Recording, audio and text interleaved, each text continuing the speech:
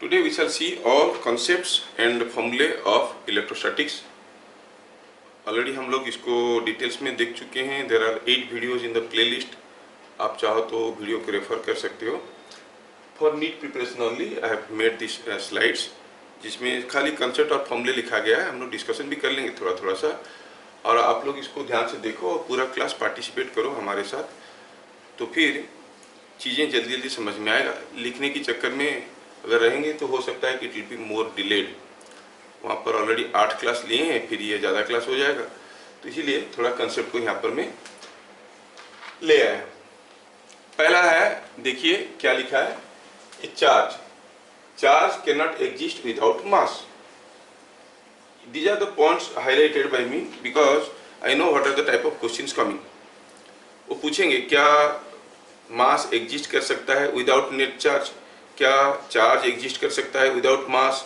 No, a body is always charged. सबसे छोटा charge होता है इलेक्ट्रॉन. क्या इलेक्ट्रॉन से उसका मास और चार्ज को सेपरेट कर सकते हैं? नहीं कर सकते. मतलब चार्ज है मतलब मास है, चार्ज है मतलब मास है. लेकिन मास है मतलब नेट चार्ज हुआ कोई जरूरी नहीं है, because everything is made up of atoms and each atom is basically neutral. So A mass will have net charge 0, but charge will always have mass. Second point था कि सबसे छोटा चार्ज क्या है. The smallest value of charge, you can call it A charge of an electron और ए proton, that is 1.6 × 10⁻⁻19 Coulomb's. ये सबको मालूम है. कोई बॉडी को पॉजिटिवली चार्ज करना है या नेगेटिवली चार्ज करना है, आप जानते हो कि जो प्रोटॉन्स है they are the constituents of the nucleus. Nucleus को तोड़ के बाहर निकालना मुश्किल नहीं, नामुमकिन है.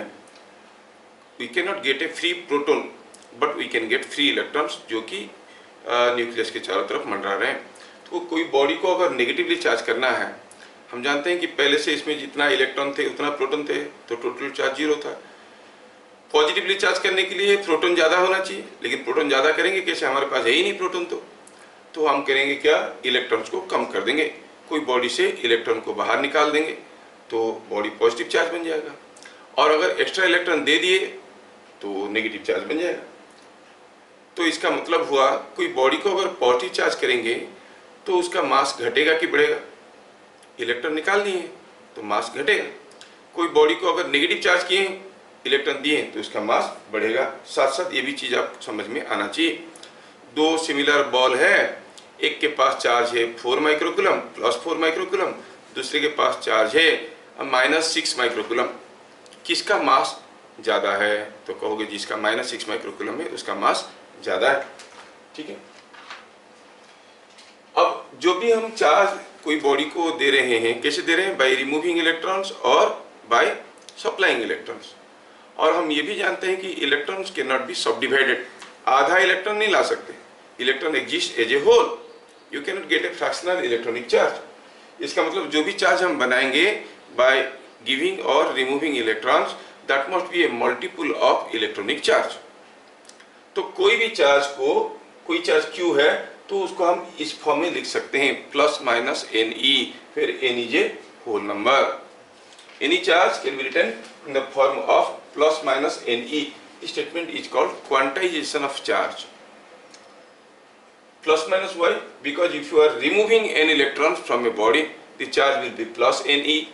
If you are giving n electrons to a body, charge becomes -Ne. समझ में आया? मतलब कोई चार्ज को अगर हम +-Ne फॉर्म में नहीं लिख सकते तो ऐसा चार्ज एग्जिस्ट नहीं करता. ये हमें ध्यान में रखना है. By rubbing 2 bodies against each other, they acquire equal and opposite charges. जब हम 2 बॉडी को, जैसे कोई ग्लास रॉड को सिल्क के साथ रगड़ देते हैं, तो होता यूँ है कि एक का इलेक्ट्रॉन दूसरे में ट्रांसफर हो जाते हैं. तो एक जितना पॉजिटिव चार्ज बनता है, दूसरा उतना ही नेगेटिव चार्ज बनता है. So by rubbing when you charge 2 bodies by friction, तो आप कहोगे कि दोनों में जो चार्ज होगा वो इक्वल एंड अपोजिट होगा. Hopefully all these statements are very easily understood. Can a body have a charge of 32 × 10⁻22 coulomb? सोचो तो, 32 × 10⁻22 coulomb can be written as 3.2 × 10⁻21. क्या ऐसा कोई चार्ज एग्जिस्ट कर सकता है? सोचो और बताओ, we have to interact only, yes sir no? No, because सबसे छोटा चार्ज तो इलेक्ट्रॉनिक चार्ज है, उससे छोटा कैसे हो सकता है? नहीं हो सकता। क्यों नहीं हो सकता? Because this is less than electronic charge. क्या ये चार्ज एग्जिस्ट कर सकता है? क्या ये इलेक्ट्रॉनिक चार्ज से बड़ा है? हाँ बड़ा है, 10⁻18 है इलेक्ट्रॉनिक चार्ज होता है, 1.6 × 10⁻19, बड़ा तो है। लेकिन क्या ये whole number multiple of electronic charge है? चेक करके देखें। अगर कोई charge is whole number multiple of electronic charge, then n can be written as q by e.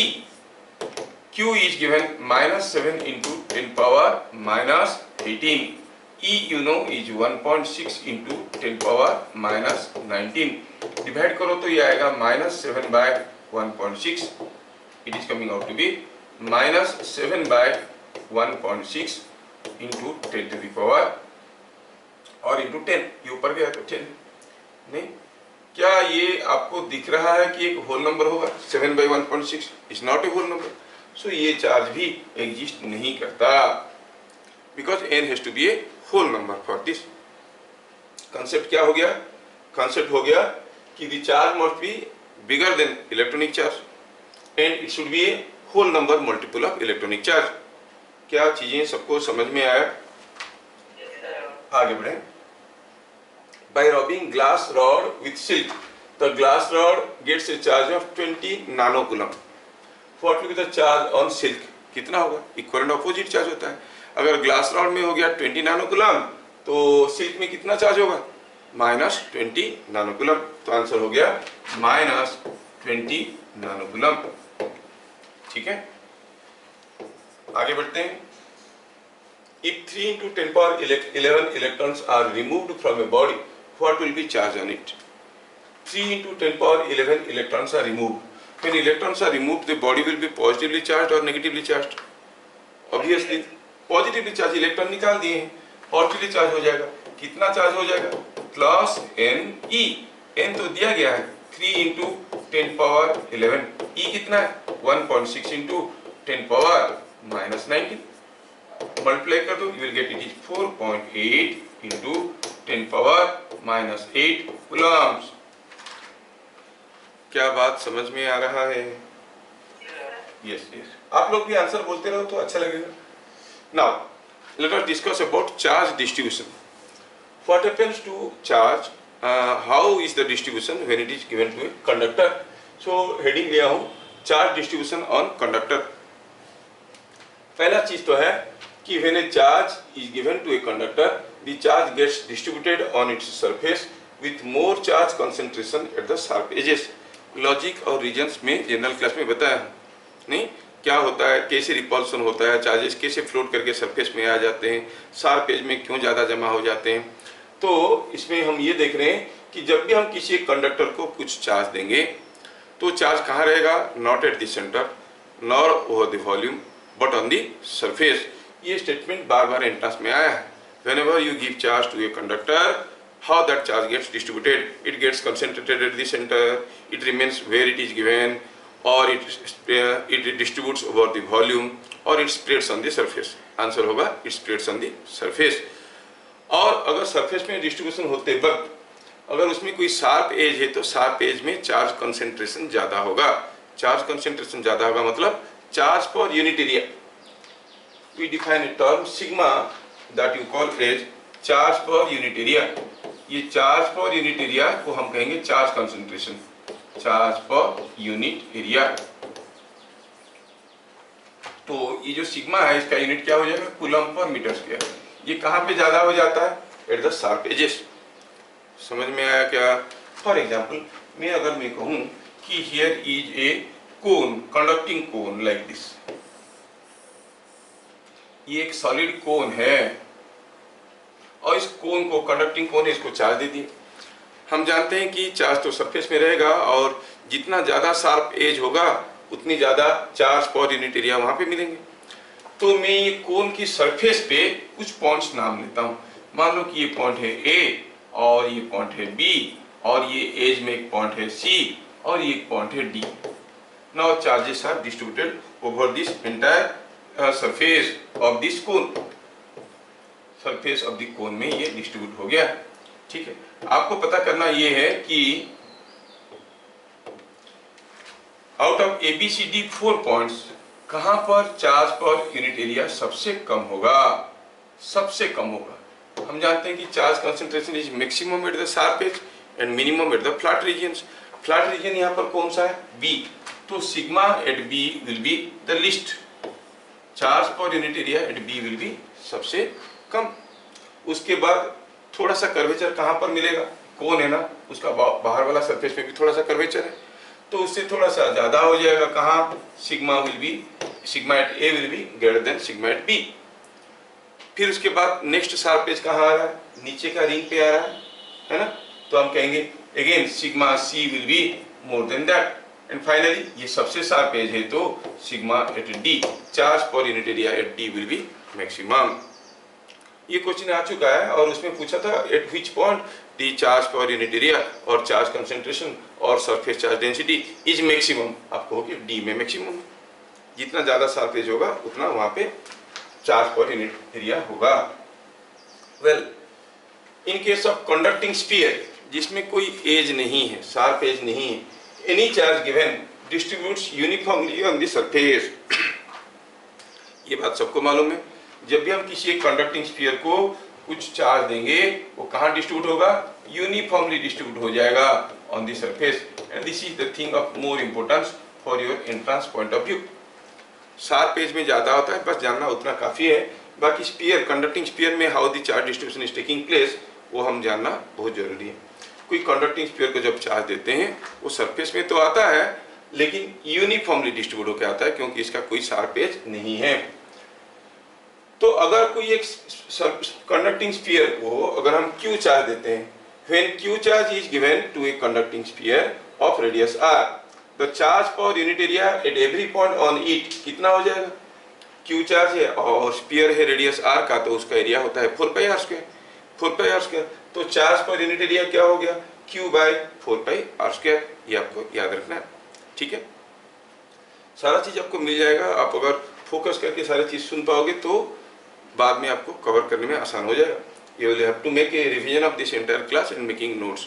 तो आप नोट्स बनाओगे तो देखोगे काफी कम लिखना पड़ रहा है। अब लिखोगे तो आंख बंद करके हो सकता है लिखते लिखते काफी चीजें मिस हो जाएगा। ठीक है ना? Okay, next, when two conducting spheres are brought to contact and the charge is given to their combination, the charges shared by them are in direct ratio of their surface area। अगर दो conducting sphere हमारे पास है, अगर हमारे पास दो conducting sphere है, ये एक कंडक्टिंग स्फीयर है रेडियस R का, ये एक कंडक्टिंग स्फीयर है रेडियस कैपिटल R का, मान लो कि R1 है, ये R2 है, और ये कॉम्बिनेशन को मैं कुछ चार्ज देता हूँ। Charge can neither be created nor be destroyed. अब क्या होगा, ये जो चार्ज आएगा यहाँ पर कोई शार्प एज नहीं होने के कारण क्या करेगा, ये कंडक्टिंग स्फीयर कि दोनों कांटेक्ट में है तो charges will be distributed over the surface. Suppose जब डिस्ट्रीब्यूशन हो गया, हम देखेंगे इसमें है चार्ज Q1, इसमें है चार्ज Q2, तो एक रिलेशन तो वैलिड है कि चार्ज के neither be created nor be destroyed. जितना चार्ज अभी है, जितना चार्ज हम दिए थे, दोनों बराबर होंगे, ये जरूरी है। और ये भी जरूरी है कि charges are uniformly distributed because there is no sharp edge anywhere. तो चार्जेस आर यूनिफॉर्मली डिस्ट्रीब्यूटेड मतलब charge per unit area on this, charge per unit area on this has to be same. Charge per unit area on this will be Q1/4πr1 का square. Charge per unit area on this will be Q2/4πr2 का square. ये दोनों चीज बराबर होंगे, ये समझ में आना जरूरी है। तो यहाँ से अगर सिंप्लीफाई करें तो हम देख रहे हैं कि 4π कैंसिल हो गया, इस Q1/r1² प्लस Q2/r2², तो हो गया sorry Q1/r1² equal to Q2/r2²। तो हमारे पास अब दो इक्वेशन है, Q1 plus Q2 is equal to Q and Q1/r1² is equal to Q2/r2²। From that you can find out what is Q1 and Q2। तो जैसे हम लोग अभी क्वेश्चन देखे यहाँ पे कि sum of two charges must be equal to the supplied charge and Q1/r1² must be equal to Q2/r2², ये हम लोग देखेंगे। जैसे अगर मैं एक छोटा सा क्वेश्चन करता हूं फॉर योर क्लैरिटी, देखते हैं कि हम लोग कैसे करते हैं, क्योंकि ऑब्जेक्ट और एमसीक्यू आएगा और हमें लिखना होगा वो भी 1 मिनट में। तो सोचो कि हमारे पास दो स्फीयर है, दोनों का साइज बराबर है, इसका भी रेडियस r है और इसका भी रेडियस r है। अगर हम q चार्ज दिए तो इसमें कितना चार्ज होगा, इसमें कितना चार्ज होगा, q/2 हो जाएगा, दोनों में बराबर चार्ज हो जाएगा, इसमें हो जाएगा q/2, इसमें हो जाएगा q/2। सोचो कि हमारे पास दो स्फीयर है, एक का रेडियस r है और दूसरे का रेडियस 2r है, इसका रेडियस r है, इसका रेडियस 2r है, और हमने q चार्ज दिया। अब मैं दोनों में चार्ज जानना चाहता हूँ, q1 एंड q2 क्या है। अब जानते हो कि q1/r² is equal to q2/2r का स्क्वायर, दैट इज 4r²। क्या बात समझ में आ रहा है? नहीं, अभी तो देखे थे क्या था formula, q1/r1² is equal to q2/r2²। यही तो फॉर्मूला अभी हम थोड़ी देर पहले देखे थे, नहीं, q1/r1² is equal to q2/r2²।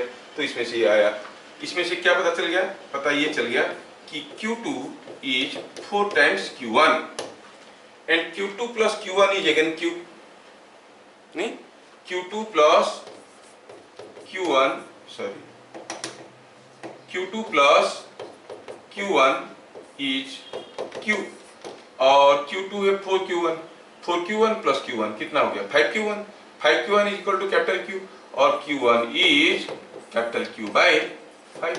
तो q1 हो गया कैपिटल Q/5, तो q2 क्या होगा, बाकी 4q/5।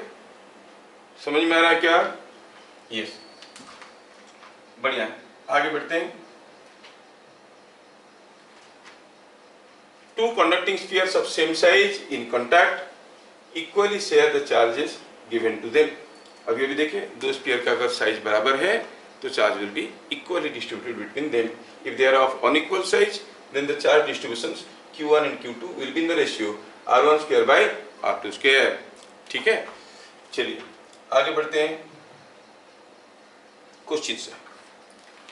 C the question, a solid conducting q was given plus q coulomb charge, the charge concentration will be maximum कहाँ पे, कोई एक क्यूब है, think of a cube। Before we read the question, when we give a charge, you know it will be distributed on the surface। सबसे ज्यादा कहाँ पर होगा पूछा है, at the body center, no, at face center, no, at the side edges, no, at the corners, yes, ये सबसे ज्यादा दिख रहा है, तो आंसर हो गया at the corners। क्या बात समझ में आया? yes, समझ में आया तो आप लोग भी बोलते रहो तो ठीक। Two similar conducting spheres have charges q and -3q। If they are brought to contact, then what charge is transferred between them? देखिए हमारे पास दो कंडक्टिंग स्फीयर थे, एक था एक कंडक्टिंग स्फीयर था हमारा सिमिलर है, दोनों कंडक्टिंग स्फीयर सिमिलर है, और ये दोनों में कुछ कुछ चार्ज था, एक में चार्ज था q और दूसरे में चार्ज था -3q। Now you are bringing them to contact। When you bring them to contact, you know, if they are similar spheres, the charges will be equally distributed। What was the total charge? -2q। इसमें q, इसमें -3q, total charge क्या था, -3q plus q is equal to -2q is the total charge. जो -2q total charge distribute हो जाएगा दोनों के बीच में, तो इसमें कितना चार्ज हो जाएगा -2q में से, अल्टीमेटली दोनों को अगर हम टच में ले आते हैं, if you bring them to contact, तो आप देखोगे ये हुआ एक स्फीयर, ये हुआ दूसरा sphere, and they are in contact. अब क्या है, टोटल चार्ज इनके पास क्या था, -2q, तो इसके पास है -q, इसके पास है -q, इसके पास q था -q हो गया, मतलब चार्ज ट्रांसफर हुआ है। कितना चार्ज देंगे तो इसका चार्ज -q हो जाएगा, और सिर्फ -q देंगे तो 0 हो जाएगा। Final charge minus initial charge, -q will be equal to -2q। So -2q charge has come. और इसको देखो, इसमें -3q था, फाइनली -q है, तो कितना चार्ज ट्रांसफर हुआ है, final charge minus initial, -q minus -3q is 2q, मतलब ये यहाँ 2q चार्ज बढ़ गया और यहाँ पर -2q चार्ज बढ़ गया। समझ में आया क्या? So the answer will be charge going is like this, कितना -2q, यहां से इसमें -2q चार्ज चले जाएगा। छोटी छोटी चीजें पूछेंगे। और ऑब्वियसली हम बात कर चुके हैं कि protons are not freely available quantities, they are the constituents of the nucleus. तो प्रोटॉन्स मूव नहीं करते, तो एक्चुअली व्हाट चार्ज मूव करता है, which charge moves, the negative charge. तो अगर आपको पूछा जाएगा what charge is transferred and from which ball to which ball it has gone, you will say -2q charge is transferred from the -3q ball to +q वाला ball. समझ में आना चाहिए, ठीक है। अगर आप यही चीज को उल्टा लिख दिए, ये इसको -2q दिया, ये बात बराबर है कहना कि ये इसको 2q दिया, लेकिन ये हाइपोथेटिकली हो सकता है, एक्चुअली ऐसा पॉसिबल नहीं है। 40 charges can not be transferred from one two other. क्या मेरी बात समझ में आ रहा है? यस। तो मैं असर्शन रीजनिंग में ऐसे सब क्वेश्चन दूंगा, -2q तो दूंगा, लेकिन कौन से बॉल से कौन से बॉल पे गया ये पूछूंगा आपको। आपको समझ में आना जरूरी है। क्यों, राखी को भी समझ में आ रहा है? हाँ। Two conducting spheres having radii r and 2r bear charges -q and 2q. If they are brought to contact, what will be charge on first sphere? अभी अभी तो की बोल रहा है कि दो कंडक्टिंग स्फीयर है, एक का रेडियस r है, दूसरे का 2r है, और दोनों को कांटेक्ट मिला है। तो पहले कितना चार्ज था उसमें, एक में चार्ज था -q, दूसरे में चार्ज था 2q।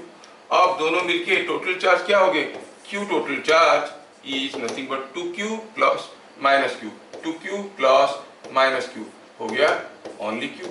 मतलब हमारे पास दो स्फीयर है, एक r है और एक 2r है, और इन दोनों के पास कॉम्बिनेशन में क्या चार्ज रखा है, the combination has got a charge of sorry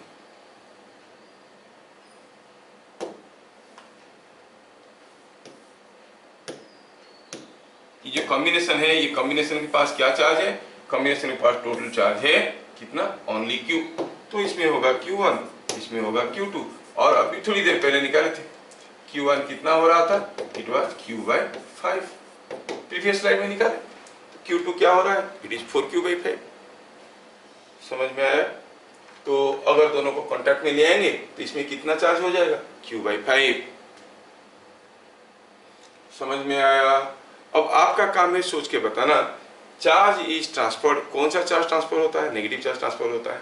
वो कैसे ट्रांसफर हुआ है, छोटे बॉल से बड़े बॉल पे या बड़े बॉल से छोटे बॉल पे। हमें पे पता चल गया कि final charge on smaller sphere will be q/5, जबकि पहले था -q। चार्ज ट्रांसफर तो हुआ है, और हम जानते हैं कि नेगेटिव चार्ज ट्रांसफर हुआ है। नेगेटिव चार्ज कहां से कहां पर गया, from the bigger ball to the smaller ball, और from the smaller ball to bigger ball. ये नेगेटिव था -q, अब हो गया प्लस q, मतलब इसको पॉजिटिव चार्ज मिला है। जो पॉजिटिव चार्ज इसको मिला है, मतलब इसको क्या मिला है, नेगेटिव चार्ज। तो negative charge has moved from smaller ball to the bigger ball.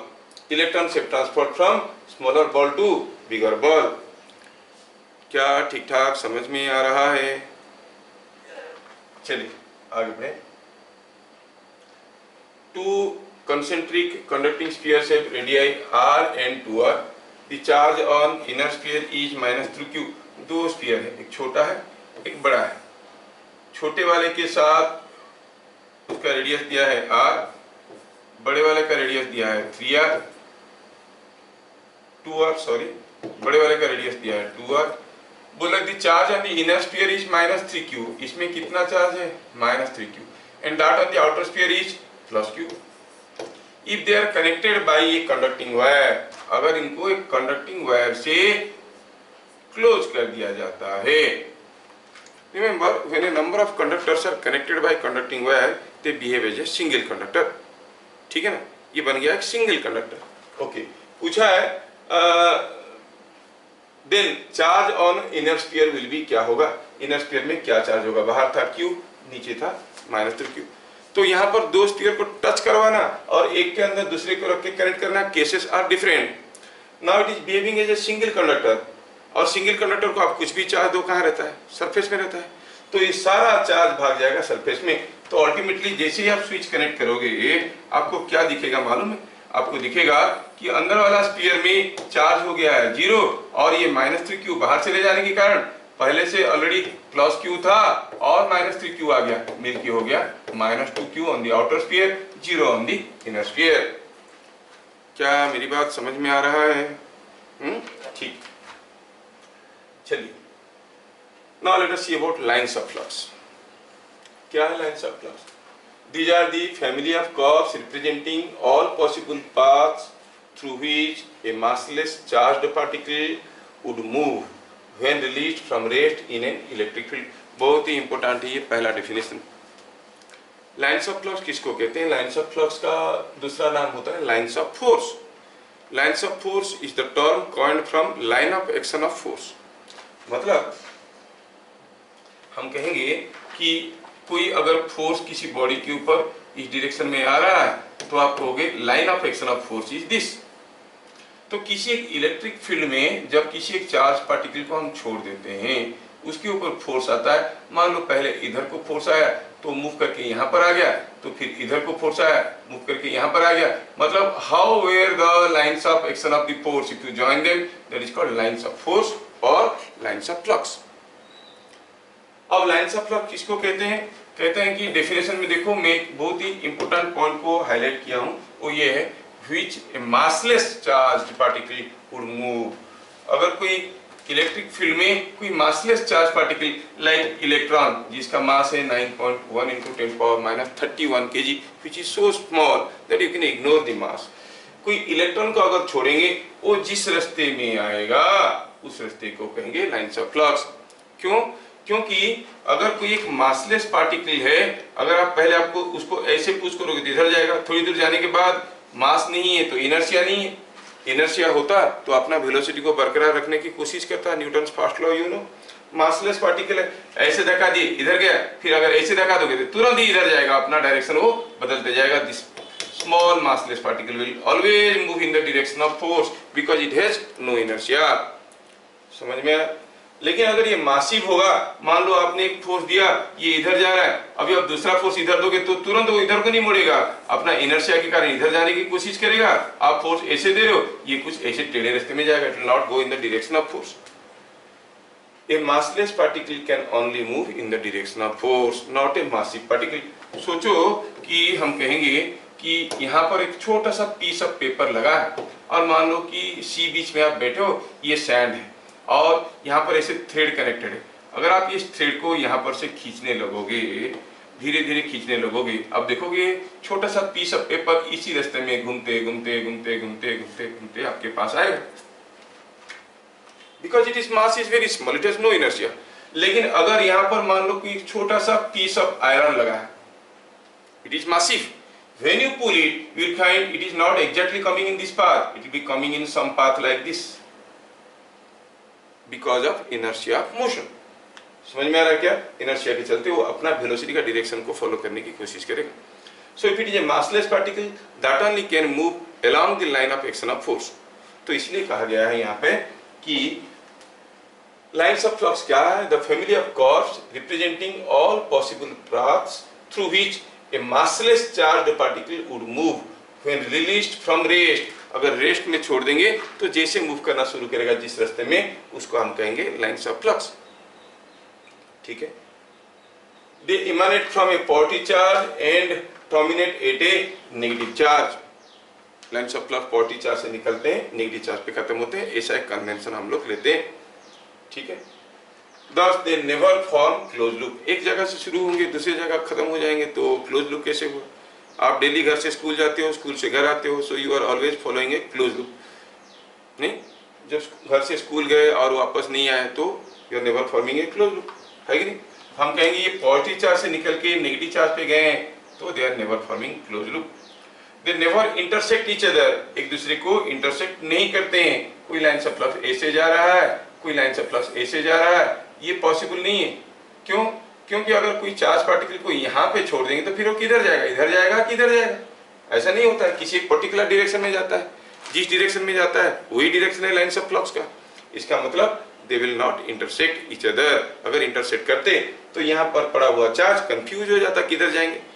नहीं, इसका मतलब चार्ज को इलेक्ट्रिक फील्ड में कहीं भी छोड़ दो मूव करता है, रुकता नहीं है, कंफ्यूज नहीं रहता है। तो आप कहोगे कि हाँ, तो lines of flux never intersect each other. The tangent at any point gives the direction of electric field at that point. अगर हम कहेंगे कि ये कोई एक लाइन्स ऑफ फ्लक्स है जो आप जानते हो, सपोजिंग हम कहेंगे एक पॉजिटिव चार्ज है और ये नेगेटिव चार्ज है, लाइन्स ऑफ फ्लक्स ऐसे गए ऐसे करके आए, ये लाइन्स ऑफ फ्लक्स ऐसे जा रहे हैं, पॉजिटिव चार्ज से निकल के नेगेटिव चार्ज की तरफ ऐसे भी जा रहे हैं, ढेर सारे रास्ते में जा रहे हैं, और किसी एक पॉइंट में इलेक्ट्रिक फील्ड क्या है अगर कोई पूछेगा, इलेक्ट्रिक फील्ड का पूरा नाम है electric field intensity. Electric field intensity मतलब how intense is the field. मैं पहले भी बता चुका हूँ, किसी एक रीजियन में अगर किसी मास के ऊपर एक फोर्स आएगा तो हम कहेंगे वहाँ पर ग्रेविटेशनल फील्ड है, किसी मैग्नेट के ऊपर फोर्स आएगा तो हम कहेंगे वहाँ पर मैग्नेटिक फील्ड है, किसी चार्ज के ऊपर फोर्स आएगा तो हम कहेंगे वहाँ पर इलेक्ट्रिक फील्ड है। ठीक है, कितना स्ट्रॉन्ग इलेक्ट्रिक फील्ड है, और बहुत तगड़ा फोर्स आया तो स्ट्रॉन्ग इलेक्ट्रिक फील्ड है, यू से हाई इंटेंस इलेक्ट्रिक फील्ड और intensity is high. Similarly force अगर ज़्यादा हुआ तो हम कहेंगे इंटेंस इलेक्ट्रिक फील्ड है, और फोर्स अगर कम हुआ तो लेस इंटेंस इलेक्ट्रिक फील्ड है। और आप जानते हो कि लाइंस ऑफ फोर्स और lines of action indicate the direction of the force. इसका मतलब यहाँ पर फोर्स जिस डायरेक्शन में है उस डायरेक्शन में इलेक्ट्रिक फील्ड है। Electric field is always tangent to the lines of flux. क्या मेरी बात समझ में आया? सपोज हम आपको कहेंगे कि ये चीज जो आपको समझ में आया, थोड़ा सा क्वेश्चन कंफ्यूज करने के लिए बोलते हैं। सपोजिंग हमारे पास XY प्लेन में एक लाइंस ऑफ फ्लक्स दिखाया गया है जो दिखने में कुछ ऐसा है, एक पैराबोला का शेप का है, y² = 4x। तो obviously when x = 1 y will be equal to 2, x का वैल्यू 1 दो, y का वैल्यू 2 होगा। Here is a point. अगर इस पॉइंट में दिया है E, इस पॉइंट में E का वैल्यू दिया हुआ है E एट पॉइंट P, ध्यान से देखो E एट पॉइंट P दिया हुआ है, कितना दिया हुआ है कि 4i plus alpha j find alpha, ऐसे पूछा। The lines of flux is assuming a path given by y² = 4x। इस इक्वेशन पे पैराबोला कोई पॉइंट P है जिस पॉइंट में हमें दिया गया है, जिस पॉइंट में हमें E का x कंपोनेंट दिया गया है, y कंपोनेंट पूछा है नहीं। अच्छा सोचो तो कोई E का x कंपोनेंट ये है और ये y कंपोनेंट है और E ऐसा है, तो what is tan theta. Solution के लिए बात करें, what will be tan theta? tan theta will be EY/EX। होगा कि नहीं होगा? ये तो हम कहेंगे ये अगर इलेक्ट्रिक फील्ड है, ये उसका y कंपोनेंट है, ये उसका x कंपोनेंट है, तो tan थीटा इज EY/EX। और हम जानते हैं कि यहाँ पर जो E है that is tangent to the path, मतलब यहाँ पर अगर हम एक टेंजेंट ड्रॉ करते हैं, the tangent will be in the direction of electric field, है कि नहीं? तो स्लोप कितना है यहाँ पर? You know slope is tan theta. Slope कैसे निकालते हैं? dy/dx। You know this is equal to slope of the curve. Slope है dy/dx। अगर y² = 4x है तो dy/dx स्लोप क्या हो जाएगा भैया? ये हो जाएगा, पहले डिफरेंशिएट कर देते हैं, let us do it like this. y² = 4x, derivative करो, 2y dy = 4, x का डेरिवेटिव होगा dx। तो dy/dx क्या हो गया? dy/dx is 4/2y। कहाँ पे? एट पॉइंट P पॉइंट में y का वैल्यू क्या है? y का वैल्यू है 2, तो y का वैल्यू 2 डाल दो तो ये हो गया 1। Slope is 1, so this is equal to 1। तो EY ऑलरेडी हमें दिया गया है क्वेश्चन में, EX दिया गया है, EY अल्फा है, EY/EX हो गया 1। इसका मतलब EX = EY, और EY का वैल्यू जो अल्फा दिया था वो अल्फा का वैल्यू क्या हो जाएगा? 4। थोड़ा हायर लेवल थिंकिंग हो गया, जान लो, कोई पूछेगा नहीं भी तो जानकारी होना चाहिए। क्या मालूम आगे चल के कहीं कोचिंग पढ़ाओगे, बच्चे पूछ दिए तो फंस जाओगे ना, इसीलिए थोड़ा तैयार रहना जरूरी है। तो क्या किया मैं कंसेप्ट था ये कि the electric field is tangent to the lines of flux, means EY/EX = the slope at the point where the electric field is found. ठीक है, तो ये जो स्टेटमेंट है, कौन सा स्टेटमेंट है? The tangent at any point gives the direction of electric field at that point can be understood as dy by dx is equal to ey by ex।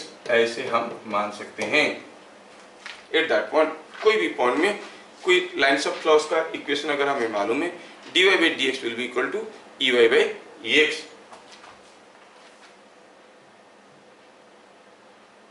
They cannot enter into a conductor। Lines of flux conductor के अंदर enter नहीं करते हैं, surface पे आके खत्म हो जाते हैं। क्यों? क्योंकि जब भी वो सरफेस में पहुंचते हैं कंडक्टर में चार्जेस इंड्यूस हो जाता है।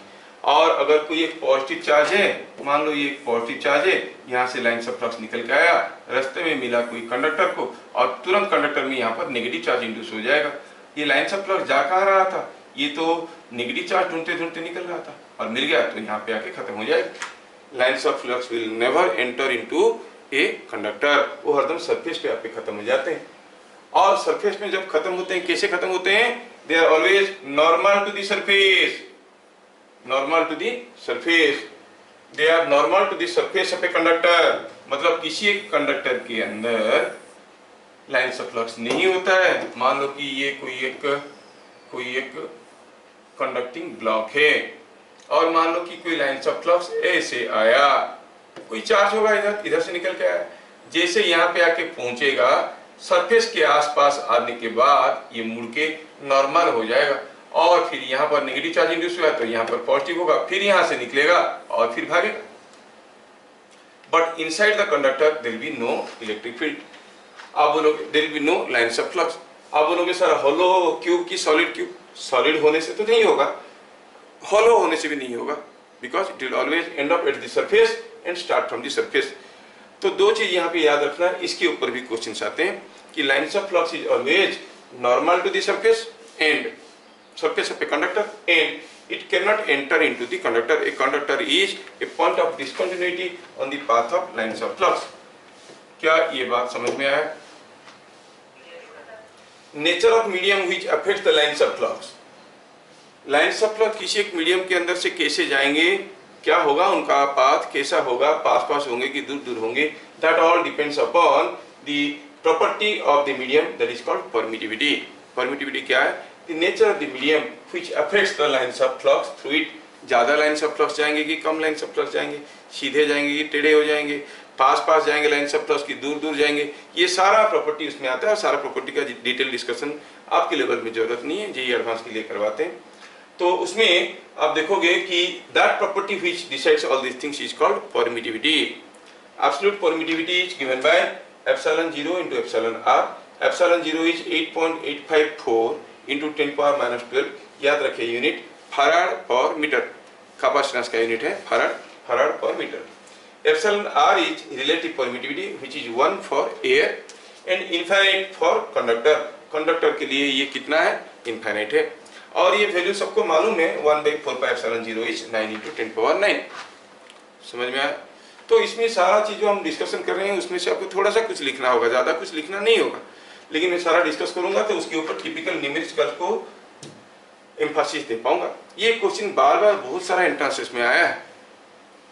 Which of following figure is correct association of lines of flux with a hollow conducting sphere. कोई होलो कंडक्टिंग स्फीयर के साथ लाइन्स ऑफ फ्लक्स एसोसिएटेड है, कौन सा फिगर करेक्ट है? हाँ ये करेक्ट है क्या? देखो तो लाइन्स ऑफ फ्लक्स अंदर नहीं गया, लेकिन उतना काफी नहीं है।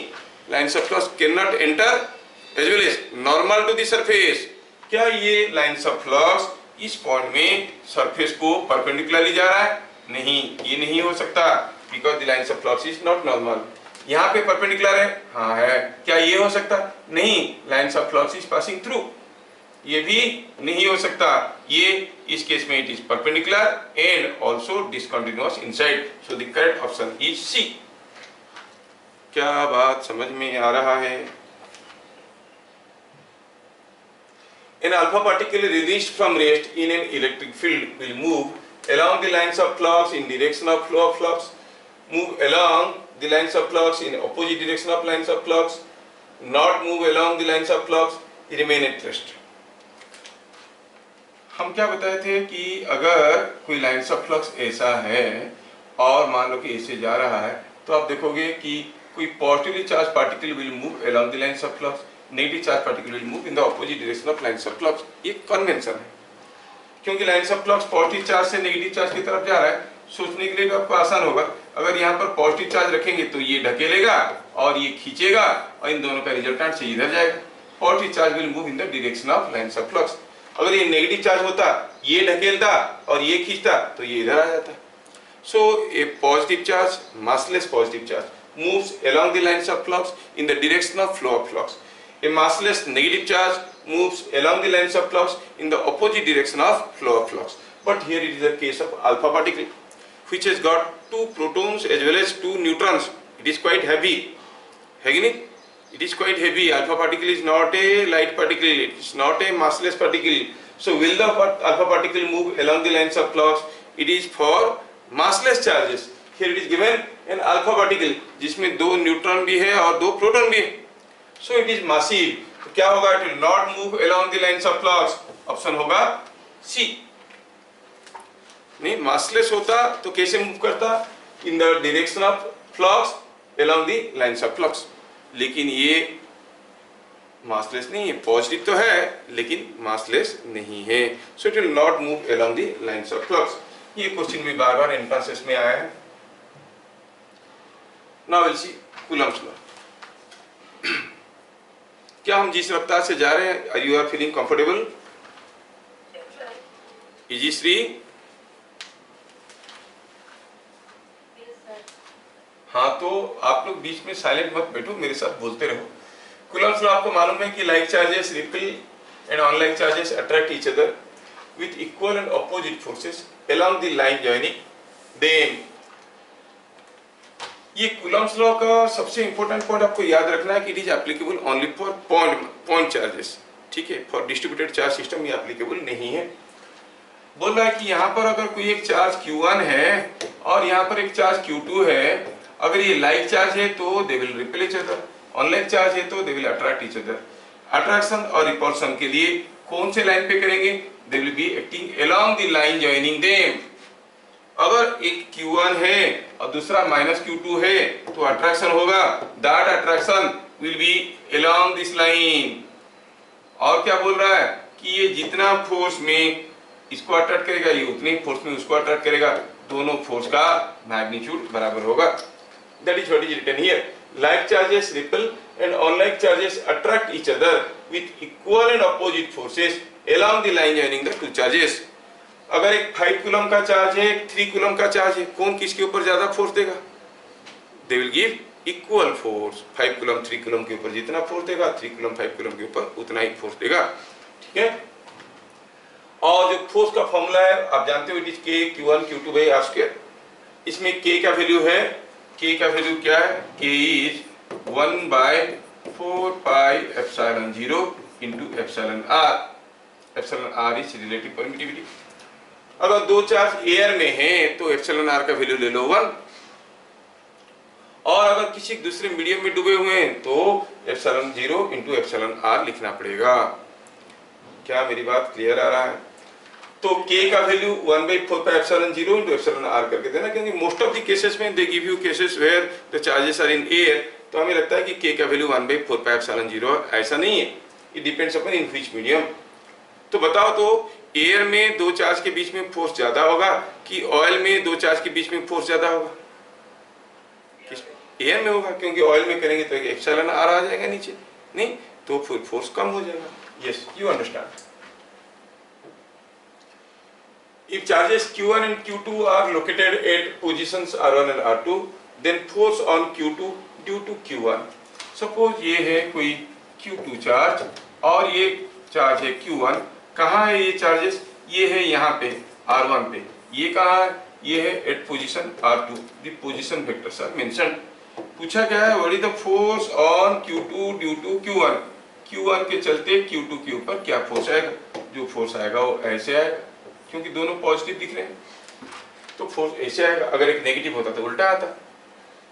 तो इसमें जो फोर्स आएगा इसके ऊपर, force on Q2 due to Q1 will have magnitude K Q1 Q2 by r square, अगर इन दोनों के बीच में डिस्टेंस r है तो, दैट इनटू इस डायरेक्शन में, ये कौन सा डायरेक्शन है, ट्रायंगल लॉ यूज करो तो ये r vector plus r1 vector is equal to r2 vector. तो r क्या हो गया, r is nothing but r2 minus r1। ये जो r है यही तो है r2 minus r1, r1 plus r2 minus r1 is equal to r2, नहीं?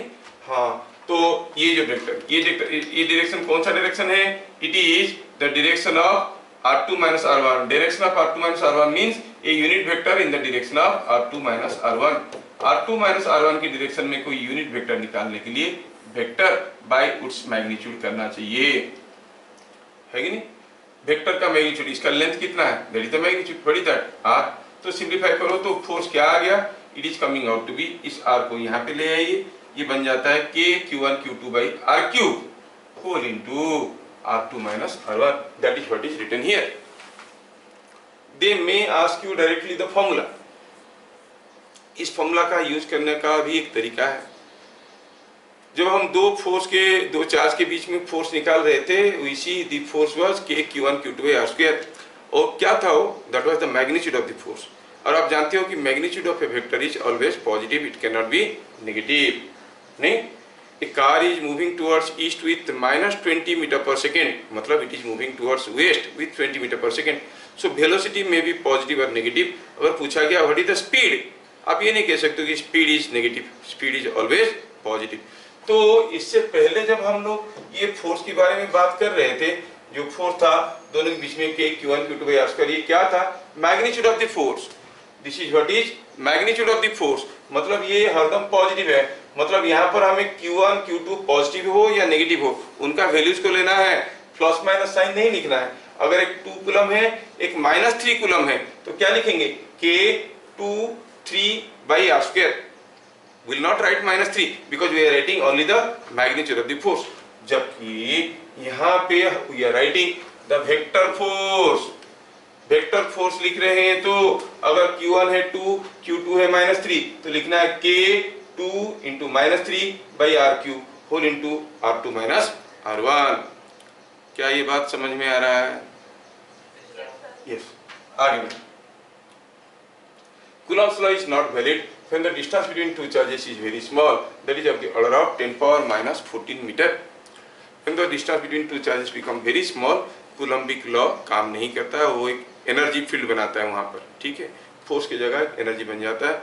इसीलिए दो proton inside the nucleus being so close to each other, not experiencing any force of repulsion, otherwise they would have been breaking the nucleus and coming out. इतना strong force है, पास है। तो अगर हम देखेंगे how is the variation of force with distance between two charges, suppose हम कहेंगे कि ये q1 चार्ज है और ये q2 चार्ज है, इन दोनों के बीच में डिस्टेंस r है, तो when distance is r, suppose the force is this. अगर हम r को बढ़ाएंगे फोर्स घटने लगेगा, और डिस्टेंस को घटाएंगे तो फोर्स बढ़ने लगेगा। एक समय के बाद you will see suddenly the force drops down to 0। वो डिस्टेंस कितना है, जितना डिस्टेंस के बाद फोर्स 0 हो जाता है, that distance is of the order of 10 power minus 14 metre. That is what is the radius of a nucleus। Nucleus का रेडियस इस ऑर्डर का होता है। तो 10 पावर minus 14 मीटर से कम हो जाएगा तो there will be no force of interaction between two charges। समझ में आया? फाइन, चलिए आगे देखते हैं। अब आ गया क्वेश्चन आपके सामने। क्वेश्चन देखिए और मेरे साथ आंसर बोलने की कोशिश करिए, तो आपकी इन्वॉल्वमेंट बढ़ेगा। राखी, क्वेश्चन इधर है, आप उधर कहाँ देख रहे हो? I think it is not reflecting in your copy। Two charges Q1 and Q2 are given like Q1 Q2 is less than 0, then the two charges will attract each other or repel each other। दो charge का product is less than 0 मतलब negative है, मतलब या तो उनमें से कोई एक तो पक्का नेगेटिव होगा, या तो Q1 नेगेटिव होगा या फिर Q2 नेगेटिव होगा, है कि नहीं? दोनों नेगेटिव होते तो ये पॉजिटिव हो जाता है, दोनों पॉजिटिव होते तो पॉजिटिव हो जाता है। Q1 Q2 is less than 0 means the force is attractive or repulsive। एक पॉजिटिव चार्ज है, एक नेगेटिव चार्ज है, the force must be attractive, they will attract each other। if distance between two charges is doubled and each charge is doubled, what will happen to the force? दो charge है, ये Q1 है, ये Q2 है, और दोनों के बीच में डिस्टेंस R है, फोर्स है K Q1 Q2 by R square. बोला है हर एक चार्ज को डबल कर दिए, Q1 के जगह 2Q1, Q2 के जगह 2Q2, और डिस्टेंस को भी डबल कर दिए। अब फोर्स क्या हो जाएगा? K 2Q1 2Q2 by 2R का स्क्वायर, ऊपर 4 नीचे 4 कैंसिल हो जाएंगे, तो मिलेगा K Q1 Q2 by R square which is same as F।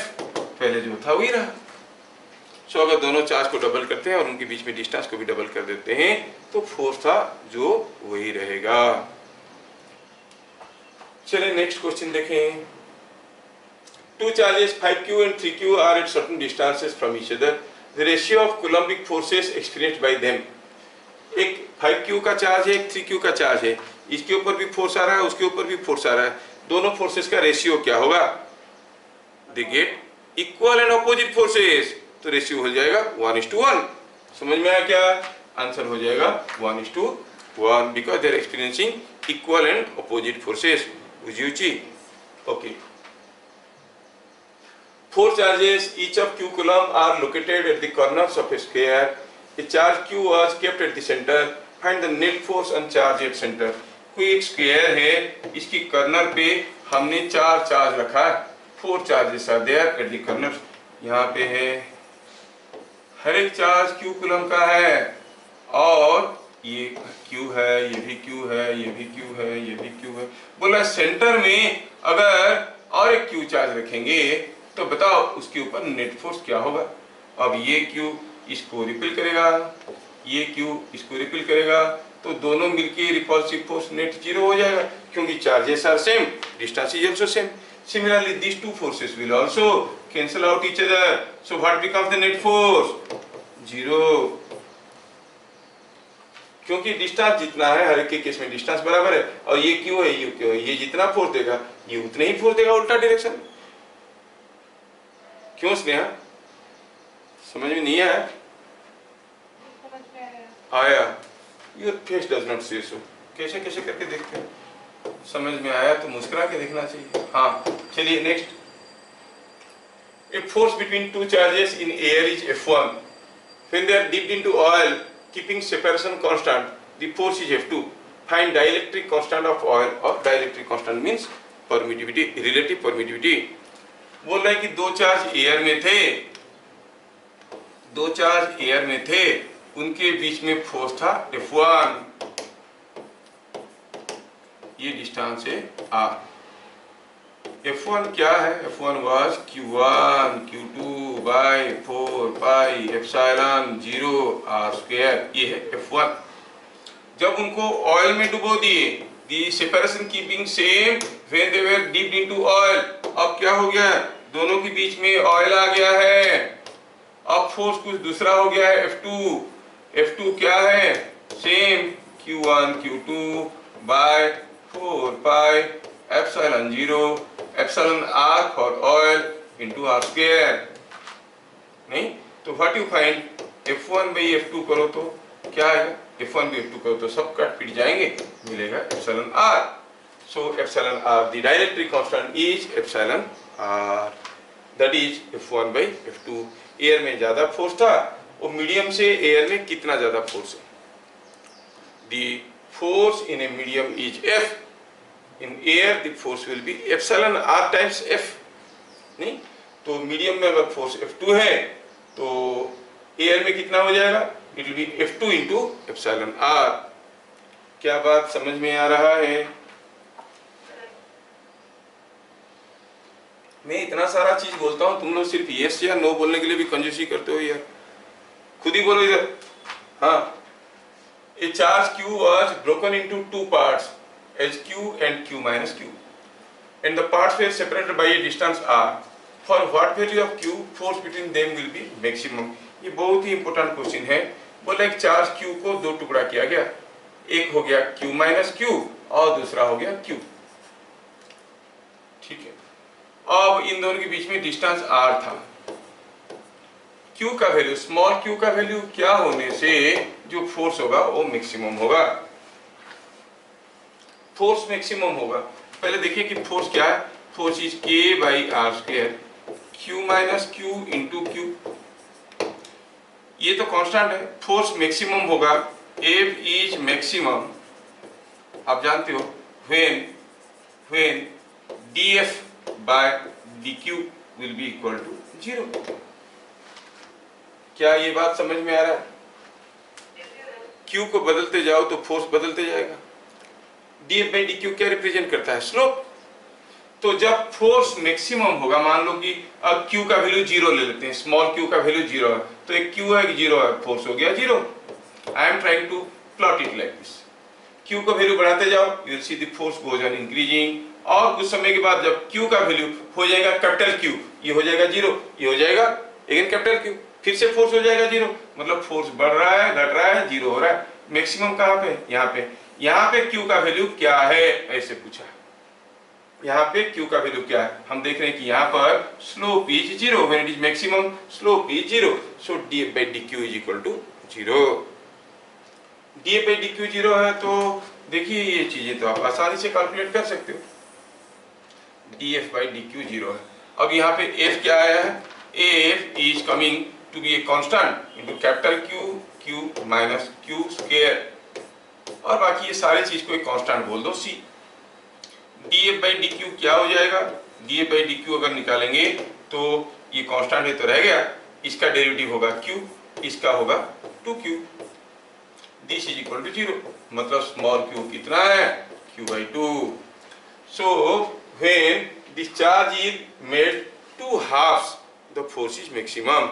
8 coulomb charge को दो टुकड़ा करना है, दोनों टुकड़े को बीच में डिस्टेंस r रखना है, फोर्स का मैक्सिमम होगा, द चार्जेस आर 4 and 4, आधा आधा हो जाएगा तो फोर्स मैक्सिमम होगा। किसी दूसरे कंडीशन में फोर्स मैक्सिमम नहीं होगा। So force between them is maximum when the two parts have equal charges. ये चीज को ध्यान रखना। whenever a charge particle is broken into two parts, if the two parts have equal amount of charge, then the force between them will be maximum। क्या मेरी बात समझ में आ रहा है? अच्छा, बस समझ में आ रहा है कि नहीं आ रहा है जानने के लिए मैं एक छोटा सा क्वेश्चन आपको दूंगा। यहाँ पे सपोज हम कहेंगे यहाँ पर एक स्फीयर है Q1 और यहाँ पर एक सिमिलर स्फीयर है Q2, having charge Q2, they are similar sphere, उन दोनों के बीच में फोर्स है F1। बस ये दिया गया है कि Q2 is not equal to Q1। अब ये दोनों स्फीयर के बीच में डिस्टेंस क्या था? R। मैं क्या करता हूँ, दोनों को टच करवा देता हूँ। टच करवाने के बाद मैं क्या करता हूँ, दोनों को फिर से वही डिस्टेंस पे ले लेता हूँ। I take them to the same distance again. Now the distance is again R। अब इन दोनों के बीच में फोर्स है F2। आपको बताना है कि F1 ज्यादा है कि F2 ज्यादा है। ये दोनों पॉजिटिव चार्ज थे, यहाँ पर था प्लस Q1, इधर था प्लस Q2। अब बताओ F1 ज्यादा होगा कि F2 ज्यादा होगा? अगर यहाँ पर देखेंगे Q1 Q2 था, दोनों में मिलके टोटल चार्ज क्या हो गया? Q1 प्लस Q2, मतलब Q1 प्लस Q2 का Q1 इधर था, Q2 इधर था, लेकिन इसमें क्या हो जाएगा? Q1 प्लस Q2 का आधा, ये Q1 प्लस Q2 का आधा, क्योंकि जो भी चार्ज था that will be equally distributed। Similar sphere है ना। अब Q1 प्लस Q2 का आधा इसमें आ जाएगा, आधा इसमें आ जाएगा। क्या मेरी बात समझ में आ रहा है?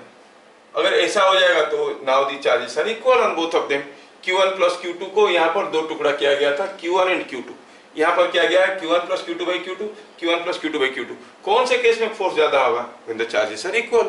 So obviously your F2 will be greater than F1। क्या बात समझ में आ रहा है?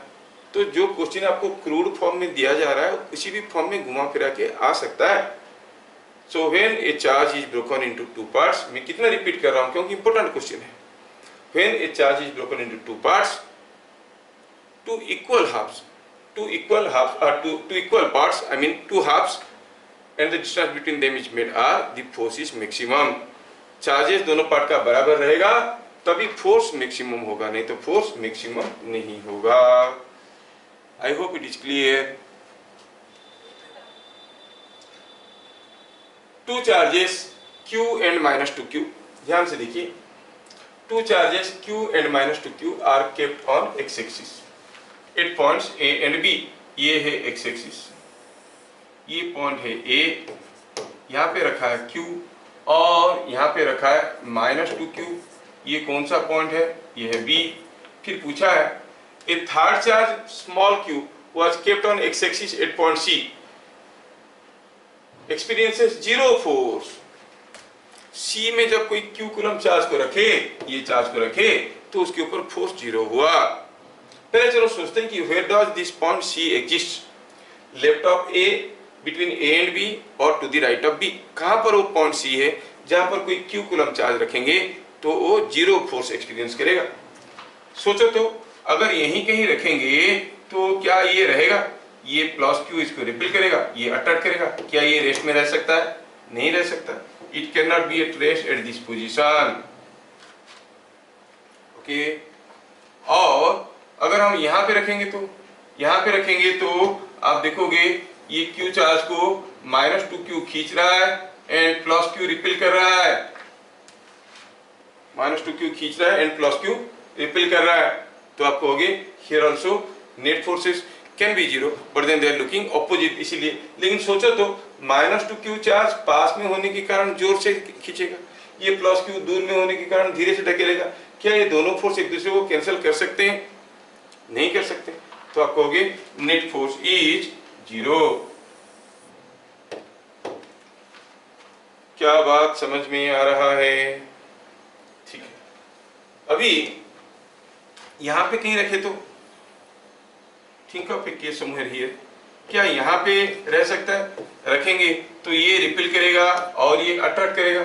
ये बड़ा हुआ तो क्या हुआ? दूर पे है तो धीरे से अट्रैक्ट करेगा। ये पास में हो के छोटा चार्ज जोर से रिपेल करेगा। यहाँ पर दोनों फोर्स एक दूसरे को कैंसिल कर सकते हैं। So the possible reason is somewhere here to the left of A. तो आप क्या रिलेशन कहोगे? ये हो गया AC, ये हो गया BC। ये लेंथ है AC, ये लेंथ है BC। BC minus AC is equal to AB। BC minus AC is equal to AB। This relation will hold good. क्या बात समझ में आ रहा है? Yes. A charge Q is located at the center of a hollow conducting sphere of radius r. Another charge Q is at a distance 2r from center of sphere. What is force on the charge at the center? बोल रहा है कि ये charge Q है, यहाँ पर कोई एक चार्ज Q है किसी एक at the center of a hollow conducting sphere of radius r। दूसरा चार्ज सेंटर से 2r डिस्टेंस में यहाँ पर रखा है चार्ज कितना? Another charge. बोला ये चार्ज जो सेंटर में है उसके ऊपर क्या फोर्स आएगा? फोर्स तो तब आएगा जब ये इसके ऊपर कोई फोर्स डाल पाएगा। ये इसके ऊपर फोर्स तब डालेगा जब कोई इलेक्ट्रिक फील्ड बनेगा। आप देख रहे हो कि इसके चलते जो लाइंस ऑफ फ्लक्स आ रहे होंगे वो तो ऐसे होके खत्म हो जा रहे होंगे, फिर यहाँ से शुरू होके जा रहे होंगे। क्या ये लाइंस ऑफ फ्लक्स अंदर आ सकते हैं? नहीं। तो इसके मतलब इसके चलते lines of flux are not reaching this Q।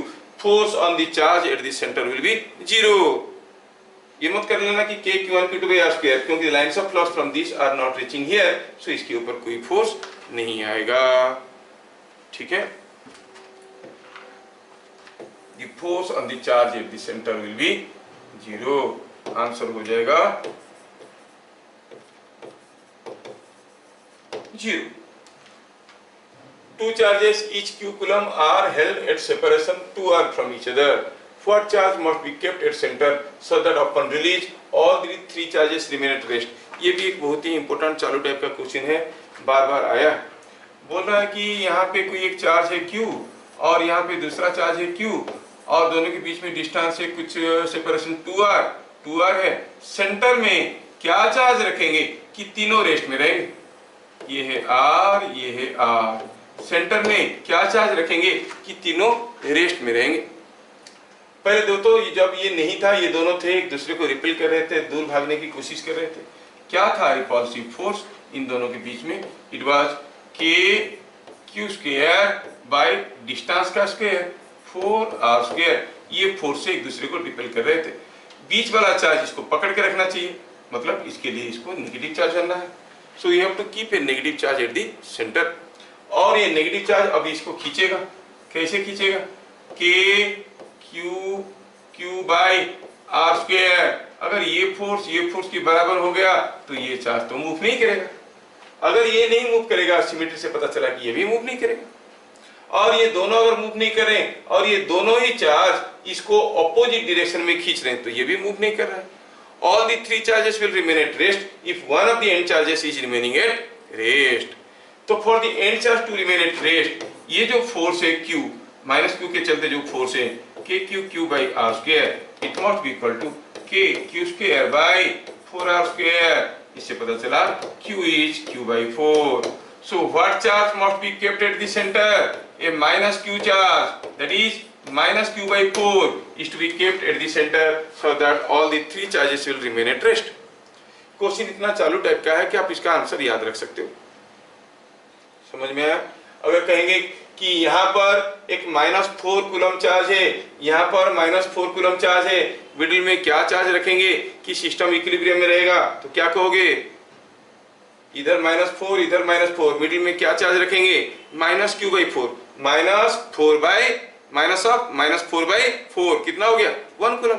You have to keep a 1 coulomb charge. क्या बात समझ में आया? कुछ लोग ध्यान से नहीं सुन रहे हैं। They are least bothered about their lowest mark in the exam. मैं क्या करूं? ठीक है, there is a very simple statement, कोई भी बोले होंगे बट दैट एवरीवन रियलाइजेस।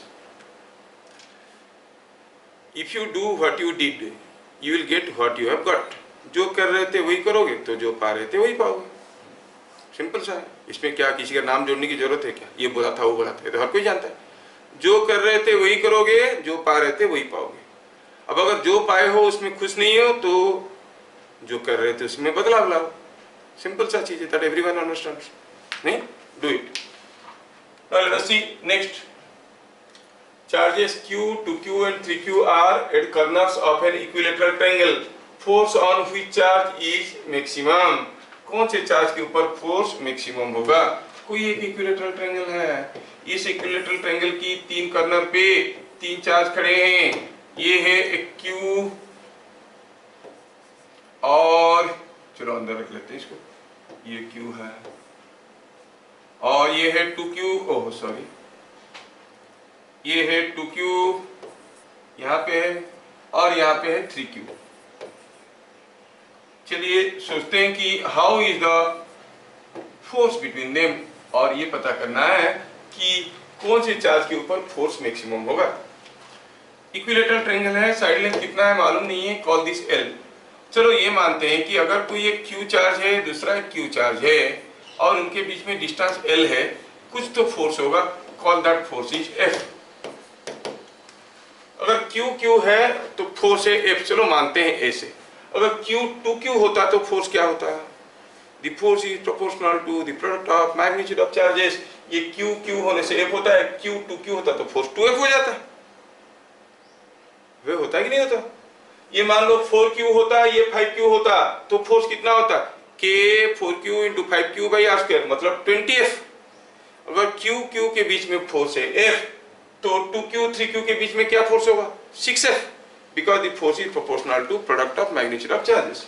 अब ये Q और 2Q के बीच में, अगर इन दोनों के बीच में फोर्स F है तो इन दोनों के बीच में भी फोर्स होगा 2F। 2Q Q के ऊपर फोर्स देगा F, Q 2Q के ऊपर फोर्स देगा F। 2Q 3Q के बीच में क्या फोर्स होगा? क्या फोर्स होगा? 6F। 2Q 3Q के ऊपर देगा 6F, नहीं, और 3Q 2Q के ऊपर equal and opposite forces. Q और 3Q के बीच में Q 3Q के ऊपर देगा फोर्स 3F और 3Q इसके ऊपर देगा 3F। देखो तो सबके ऊपर दो फोर्स है, F 3F, F 6F, 3F 6F। सबसे ज्यादा फोर्स किसके ऊपर आ रहा है? सर Q और 2Q के बीच में फोर्स 2F होगा ना? हाँ तो 2F ही तो लिखा है, ये 2F है। Q और 2Q के बीच में 2F है और ये भी है 2F। सॉरी, मैं लिखने में गड़बड़ कर दिया था। अगर Q और Q के बीच में फोर्स F है, Q और 2Q के बीच में हो जाएगा 2F।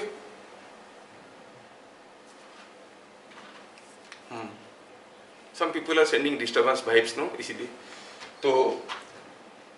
तो ये क्या हो गया, इसमें इसके ऊपर दो फोर्स आ रहा है 2F 3F, इसके ऊपर आ रहा है 2F 6F, इसके ऊपर आ रहा है 3F 6F।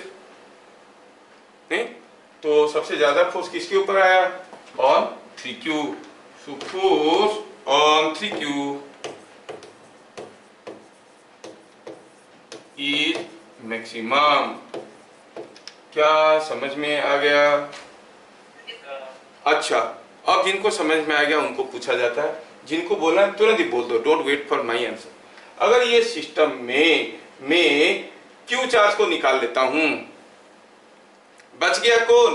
2Q and 3Q। किसके ऊपर फोर्स मैक्सिमम होगा? सेम होगा, क्योंकि दो चार्ज होने से इक्वल एंड अपोजिट फोर्स होता है, तीन होने से फोर्स में बदलाव आ गया, है ना? ठीक। Two charges 4Q and minus 9Q are fixed at distance r।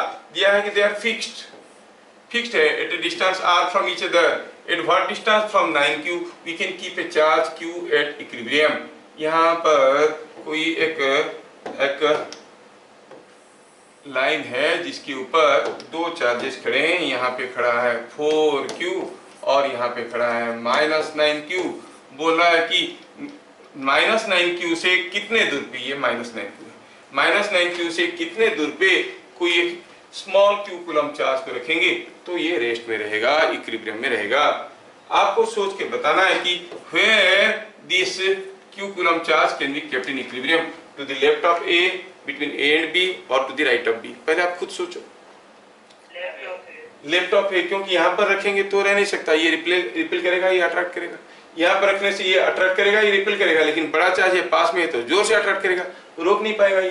तो obviously the point is somewhere here. कहाँ पे मालूम नहीं, कहाँ पे? सेट ए डिस्टेंस x। यहाँ पे अगर Q कूलम चार्ज रखेंगे तो इसके ऊपर 4Q के चलते एक रिपल्सिव फोर्स आएगा, कॉल इट F4।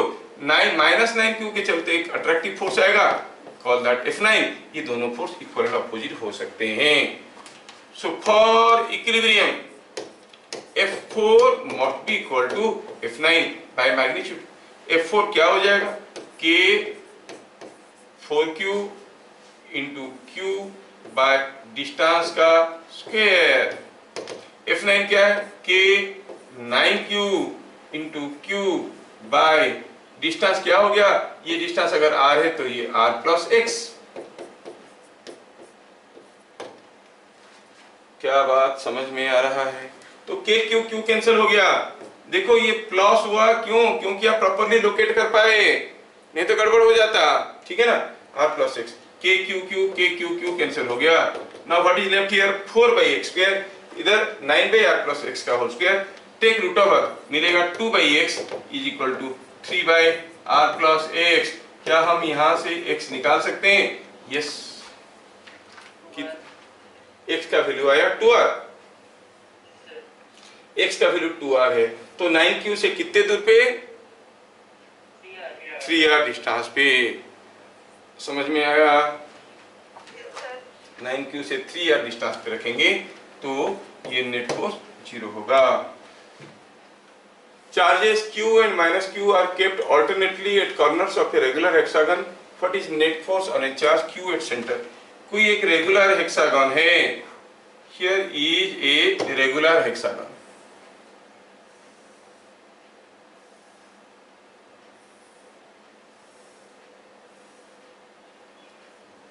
एक रेगुलर हेक्सागन है। इस रेगुलर हेक्सागन की 6 कर्नर पे चार्जेस रखे गए हैं। कैसे रखे गए हैं? Q and -Q are kept alternately। यहाँ Q, यहाँ -Q, यहाँ Q, यहाँ -Q, यहाँ Q, यहाँ -Q। पूछ रहा है कि सेंटर में कोई एक चार्ज को रखेंगे। What is net force on A charge Q at centre? Q centre में रखेंगे तो उसके ऊपर नेट फोर्स क्या आएगा? The concept behind is, जब भी कोई बॉडी के ऊपर 3 फोर्स आते हैं, तीनों बराबर मैग्नीट्यूड की फोर्स होते हैं और angle between any two consecutive forces is 120 degree, तो नेट फोर्स क्या होता है, याद है क्या, 0 होता है। अब देखो तो ये Q, ये जो हमारा Q है, ये Q के चलते फोर्स होगा इधर को, और ये Q के चलते फोर्स होगा इधर को, ये Q के चलते फोर्स होगा इधर को। तीनों फोर्स बराबर होने के कारण नेट फोर्स हो जाएगा 0। सिमिलरली 3 माइनस Q के लिए भी हो जाएगा 0, क्योंकि ये रेगुलर हेक्सागन है, these angles are all 120 degree, तो नेट फोर्स बिकम्स 0। समझ में आया क्या? तो आंसर बन गया नेट फोर्स इज 0। चलिए,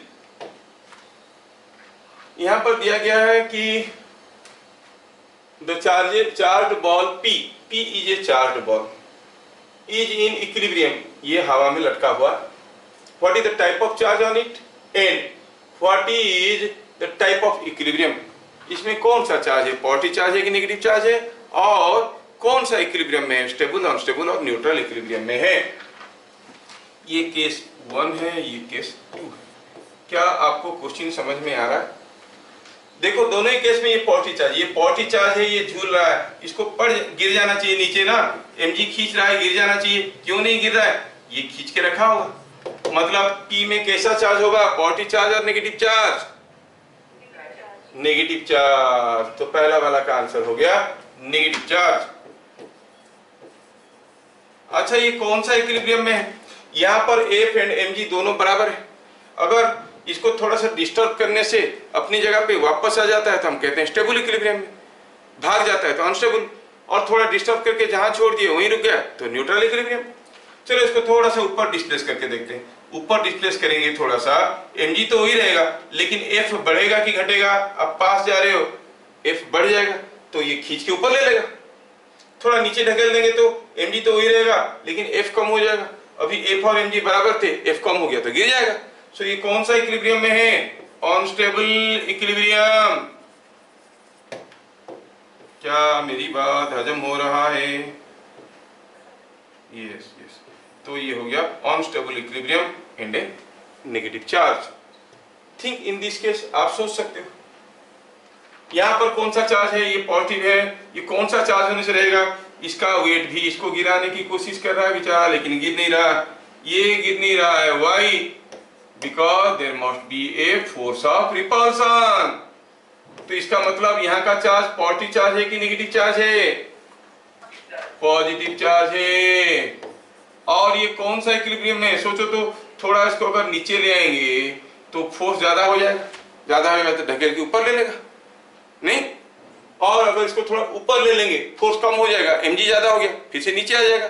थोड़ा सा इसको ऑसिलेट करो तो ये ऐसे ऑसिलेट करेगा, मतलब दूर डिस्प्लेस करके छोड़ो, वो वापस आ जाएगा अपनी पोजीशन पे। ये कौन सा इक्विलिब्रियम है, स्टेबल इक्विलिब्रियम। क्या मेरी बात समझ में आ रहा है? यस, कुमार को समझ में आ रहा है? Yes sir. हाँ बढ़िया। देखो, two charges Q and Q are at certain distance from each other. Force between them is F. If an additional charge minus Q is brought to center, then force between Q and Q will be, क्या होगा? कोई एक Q और Q है, दोनों के बीच में force था F, ये इसके ऊपर फोर्स F दे रहा था, ये दे रहा था F। अगर कोई माइनस Q चार्ज इनके दोनों के बीच में ले आएंगे तो Q के ऊपर फोर्स, Q और Q के बीच में फोर्स क्या होगा, Q और Q के बीच में फोर्स कुछ भी अफेक्टेड नहीं होगा, इसके चलते कुछ एक्स्ट्रा फोर्स आएगा, लेकिन इन दोनों के बीच में जो फोर्स था वो तो रहेगा ही रहेगा, है कि नहीं? हाँ, तो लेकिन नेट फोर्स हो सकता है खींचने के कारण थोड़ा सा कम हो जाएगा। आपको मंचूरियन बहुत अच्छा लगता है, there is a strong force between you and Manchurian. आप खाना चाहते हो, when you and Manchurian are there, there is a strong force. घर में नानी घूमने आ गई तो मंचूरियन पे आपका इंटरेस्ट कम नहीं होगा, नानी आने के कारण थोड़ा इसका नेट इंटरेस्ट कम हो जाएगा, लेकिन नानी चला जाएगा तो फोर्स वही बरकरार रहेगा, है कि नहीं? हाँ, ये बात है। तो इन दोनों के बीच में जो फोर्स था वही रहेगा। बाय इंट्रोड्यूसिंग अनदर चार्ज, इन दोनों के बीच में फोर्स में कोई बदलाव नहीं आएगा, तो आंसर क्या होगा, it will remain equal to F।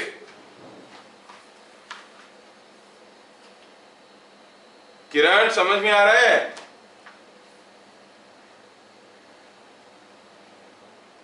क्या?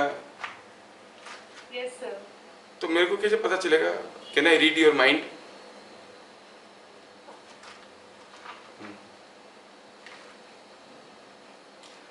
Two similar conducting spheres with charges q and 2q are at a distance r from each other. Force between them is F. If they are brought to contact and again separated to same distance, the force between them will be. हाँ, ये तो अभी आप लोग बता दोगे। मेरे हिसाब से राखी तो पहले बताएगी, क्योंकि she is a very smart girl.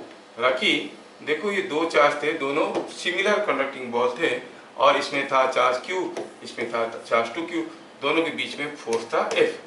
बोल रहा है कि अगर ये दोनों को टच करवा लेते एक दूसरे के साथ टच करवाने के बाद फिर से दोनों को एक दूसरे से दूर ले लेते हैं, उतनी ही दूर पे ले लेते हैं। टच करवाने के बाद एक दूसरे से फिर से दूर ले लेते हैं। अब जो फोर्स होगा वो पहला वाला F से ज्यादा होगा कि कम होगा?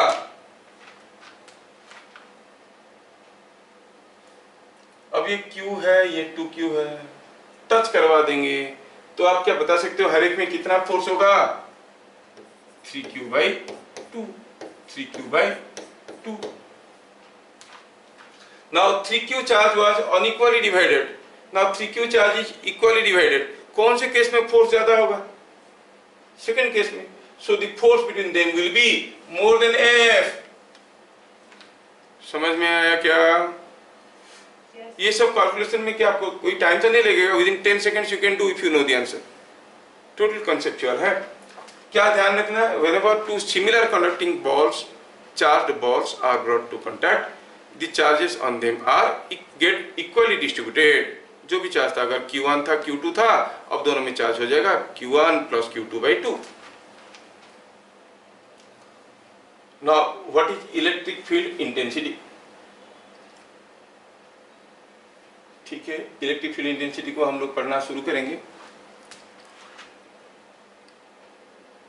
इसमें ढेर सारे वैरायटी के क्वेश्चंस आते हैं, वी शैल सी देम।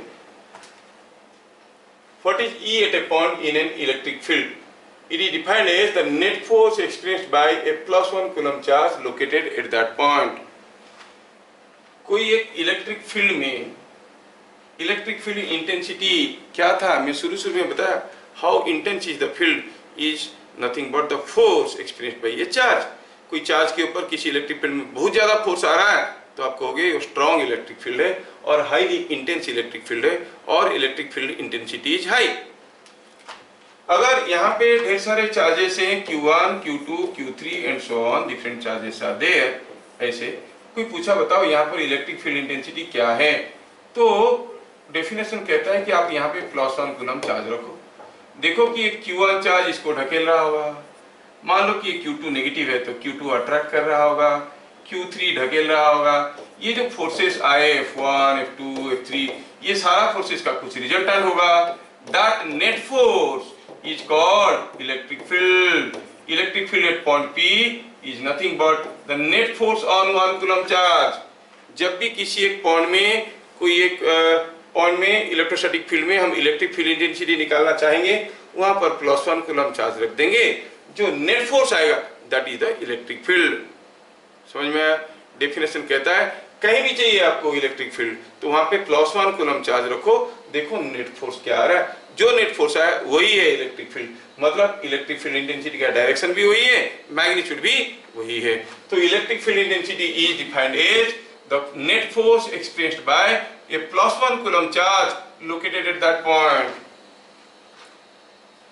समझ में आया?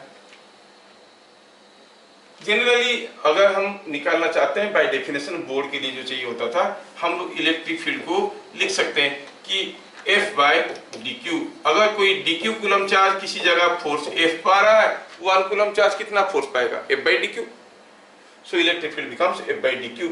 ऐसा कैसे करते हैं, क्यों करते हैं? क्योंकि dq का हम कोई भी चार्ज ले सकते हैं। कोई q कूलम चार्ज किसी पॉइंट में फोर्स आ रहा है F, तो 1 कूलम रखे होते तो क्या फोर्स आता? F/q।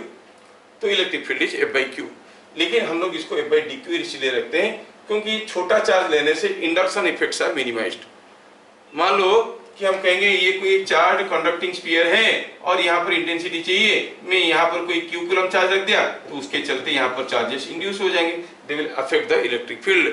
इसलिए यहाँ पर अगर मैं एक छोटा सा चार्ज रखूंगा उसकी induction effect will be negligibly small.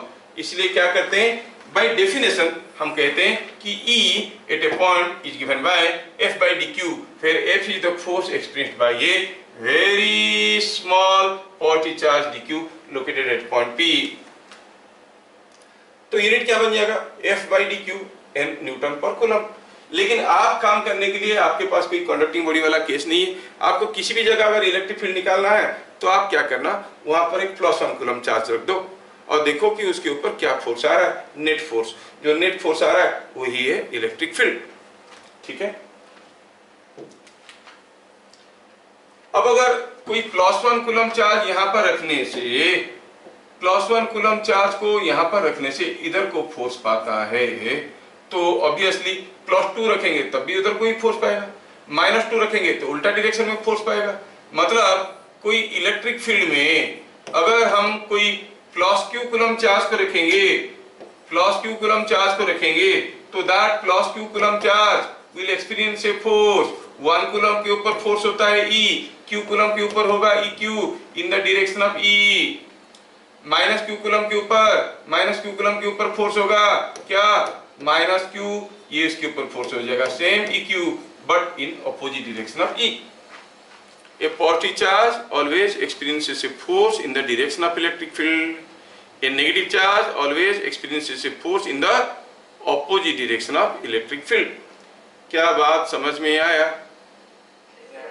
देखें कितना समझ में आया। Let me give you a case. Suppose हम कहेंगे ये कोई एक इलेक्ट्रिक फील्ड है और a pair of charges are at rest। मैं 2 पेयर चार्ज आपको दिखा रहा हूं, एक हुआ ये वाला पेयर, ये हुआ ऑप्शन ए। ऐसा इलेक्ट्रिक फील्ड में 2 pair charges are at rest. कौन सा पेयर प्रैक्टिकली रेस्ट में रह सकता है बताना। इसमें है q माइनस q, इसमें है माइनस q q। ये पेयर रेस्ट में रह सकता है क्या, ये इलेक्ट्रिक फील्ड में ये पेयर रेस्ट में रह सकता है क्या। ध्यान रहे कि दोनों चार्ज के बीच में भी फोर्स है। क्या ये ऊपर वाला पेयर रेस्ट में रह सकता है, सोचो सोचो। -q, ये जो +q कूलम चार्ज है इसके ऊपर ये इलेक्ट्रिक फील्ड के चलते फोर्स ऐसे आ रहा है और ये -q भी अट्रैक्ट कर रहा है, तो क्या ये रेस्ट में रहेगा, नहीं, ये तो भाग जाएगा। जबकि इस केस में ये इलेक्ट्रिक फील्ड इसको ऐसे पुल कर रहा है और ये इधर को पुल कर रहा है, हाँ ये रेस्ट में रहेगा। इसको इलेक्ट्रिक फील्ड इधर को पुश कर रहा है और ये चार्ज इसको इधर को कर रहा है, ये भी रेस्ट में रहेगा। So this may be a combination of charges which can remain in equilibrium in this electric field, but this pair of charges can not remain in equilibrium. क्या बात समझ में आ रहा है? चलिए, due to a point charge of q coulomb, electric field क्या होगा at a distance r from it.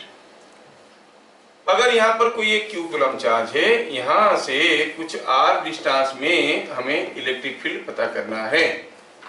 कैसे पता करते हैं, तरीका क्या था, क्या था तरीका, keep a +1 coulomb charge and C the force on it. अब इसके ऊपर एक 1 कूलम चार्ज रखो तो इसके ऊपर एक रिपल्सिव फोर्स आएगा, ऐसे जो भी फोर्स आएगा वही है इलेक्ट्रिक फील्ड। क्या फोर्स आएगा, k q into 1 by r square. So due to a +q coulomb charge, electric field at a distance r is kq by r square away from q. Due to a -q coulomb charge, r distance में electric field पता करना है, keep again a +1 coulomb charge। अब ये इसको attract करेगा इधर को, मतलब जो फोर्स में अट्रैक्ट करेगा वही है इलेक्ट्रिक फील्ड। वो क्या है, kq by r square। So positive charge के लिए r डिस्टेंस में जितना इलेक्ट्रिक फील्ड हो रहा है, नेगेटिव चार्ज के लिए उतनी ही मैग्नीट्यूड का इलेक्ट्रिक फील्ड हो रहा है। लेकिन पॉजिटिव चार्ज के केस में electric field is directed away from the positive charge, negative charge के केस में it is directed towards the negative charge. That is what is written in the statement given here. Due to a point charge +q at a distance r from it, the electric field is KQ by R square directed away from plus Q due to a point charge minus Q. The electric field is KQ by R square, same KQ by R square, but directed towards minus Q. क्या बात समझ में आ रहा है? Okay, फिर आता है इसके रिलेटेड क्वेश्चंस। इसमें फिर ढेर सारे वैरायटी के क्वेश्चन है। इतना चीज आप एक साथ करोगे तो हजम नहीं कर पाओगे, मुझे मालूम है। थोड़ा पॉज लेके हमें करना चाहिए। आप लोग ये सारा चीज को एक बार देख लो, फिर हम लोग इसको लेके आगे बढ़ेंगे, ठीक है। I will share this video. आप देखोगे पूरे की पूरे जो डिस्कशन हम लोग किए, इसमें से थोड़ा सा आपको कुछ नोट करने वाली चीज मिलेगा, बस उतना नोट करो। और इसके बाद इलेक्ट्रिक फील्ड के कुछ न्यूमेरिकल्स है, उसके बाद गॉस लॉ के न्यूमेरिकल करना है। मेरे हिसाब से within next 2 classes will be able to finish potential energy, dipole and all that, या 3 क्लासेस में, ठीक है। तो चलो विल टेक 4 क्लास और इसमें हम लोग सारा चीज़ को ख़त्म करेंगे। अब मैं वीडियो को शेयर कर लूँगा, आप इस वीडियो को देख लो, जो जो पॉइंट इंपॉर्टेंट लगे इसको लिखो, जो जो न्यूमेरिकल खुद से बन रहा है, जो नहीं बन रहा है उसको लिखो, ठीक है। सारा लिखने की जरूरत नहीं, डोंट मेक ए बॉल्की नोट। और जब भी मैं कोई न्यूमेरिकल करवाता हूँ, when I display the question here, you make a pause, solve the question, फिर उसको नहीं हुआ तो फिर सोल्यूशन को देखो, तो उसमें जल्दी जल्दी हो जाएगा। बहुत ज़्यादा नोट्स लंबा बनाने की जरूरत नहीं, चीज़ों को सीधे अंदर लो। अभी आपके पास वो समय नहीं है कि लेक्चर देखो, लेक्चर को देख के कॉपी में लो, कॉपी को पढ़ के दिमाग में लो, नहीं, make bypass of the copy. खाली रफ वर्क करने के लिए कॉपी में लो, कैलकुलेशन करने के लिए, ठीक है। फिर मिलेंगे अगले क्लास, तब तक के लिए जय हिंद।